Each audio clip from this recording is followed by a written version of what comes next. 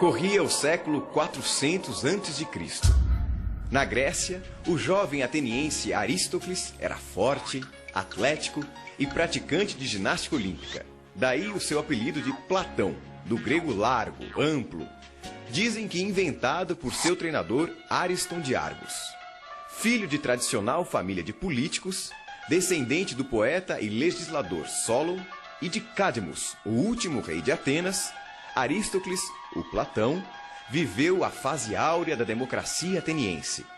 Recebeu esmerada educação com vistas à prática política. Porém, as alternâncias de facções no poder o fizeram prudentemente manter-se à distância de cargos públicos, enquanto formulava, entre outras coisas, a sua teoria do governante filósofo. Teoria que por 3 vezes ao longo da sua vida ele tentou, sem sucesso, persuadir os soberanos de Siracusa a colocar em prática, até ser preso e vendido como escravo em Engina, resgatado na última hora por amigos.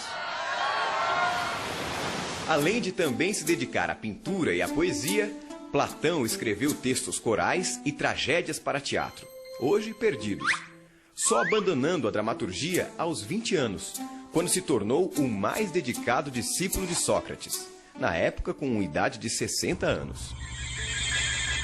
2 décadas mais tarde, Platão fundou a sua própria academia, nos arredores de Atenas, inspirada nas chamadas comunidades pitagóricas. Considerada por muitos a primeira universidade, a Academia de Platão ensinava filosofia e matemática, inclusive para as mulheres, um avanço para a época. E abrigou como professor durante 20 anos o filósofo Aristóteles. Do talento literário para as artes cênicas, provavelmente originou-se o seu gosto pelo diálogo, formato que definiu o seu legado de mais de 35 escritos filosóficos. Na maioria deles, seu mestre Sócrates aparece como protagonista, debatendo diferentes temas com diferentes interlocutores, cujos nomes dão título aos diálogos. No diálogo Teeteto, por exemplo, o interlocutor de Sócrates é um jovem matemático de nome Teeteto, com quem o mestre discute a definição de ciência, a distinção entre opinião e conhecimento e o papel da percepção sensível na aquisição do saber. Os diálogos de Platão são divididos em 3 fases. A primeira representa a filosofia de Sócrates, mais dedicados à virtude e à ciência. Na segunda e terceira fase, ainda que Sócrates continue como protagonista, acredita-se que ali estão as próprias ideias de Platão. E, finalmente, nos chamados Diálogos da Velhice de Platão, entre 361 e 347 a.C., percebe-se outra influência, a de Aristóteles.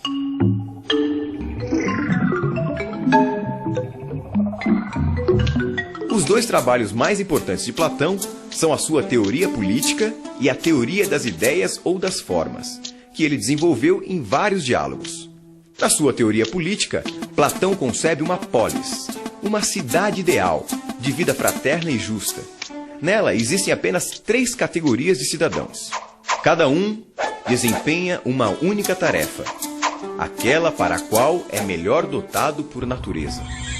A educação, em grego paideia, seria o meio de selecionar as aptidões de cada um, conforme a tendência do cidadão.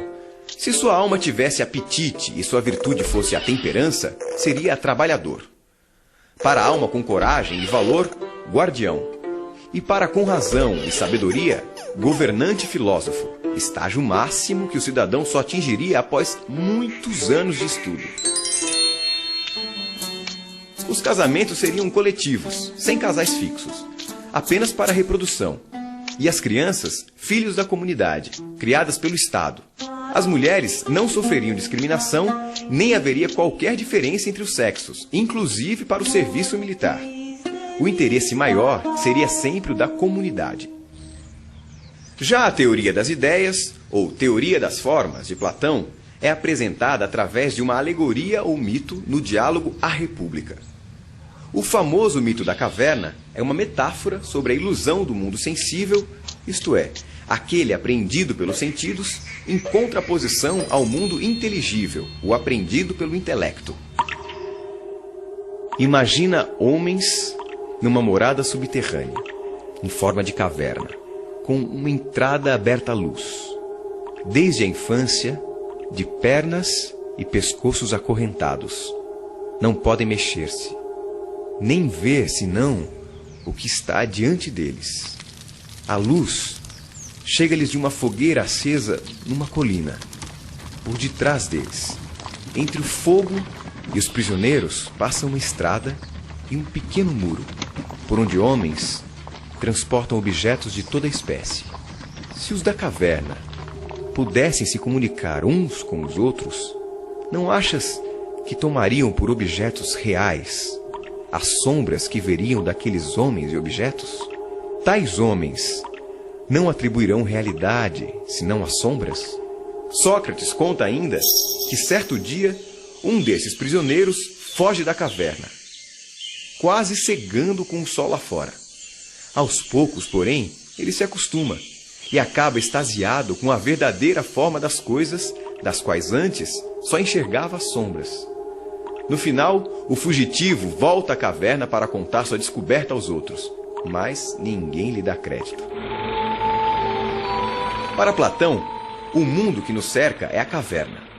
A luz do fogo que a ilumina e projeta sombras é a ilusão propiciada pelos sentidos. O prisioneiro fugitivo é o filósofo. E a subida à região superior é a ascensão da alma ao mundo inteligível, ao sol do conhecimento. Platão acredita que tudo o que existe no mundo sensível, de pessoas a animais, de conceitos abstratos, como por exemplo o bom, o belo, a vagalumes, tudo mesmo existe antes em um mundo inteligível, ideal, onde fica a sua ideia perfeita correspondente.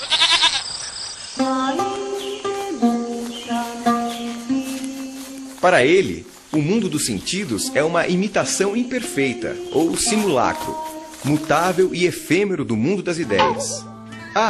O mundo das ideias. Lá, onde a alma já andou antes de fazer parte do corpo. Esse sim é perfeito, imutável, eterno e universal. Assim, a ideia de cavalo, por exemplo, é perfeita e nunca muda. Seja um baio, um crioulo, um puro sangue, um percheron, um andaluz, um manga larga ou um pangaré. Platão morreu aos 81 anos na academia.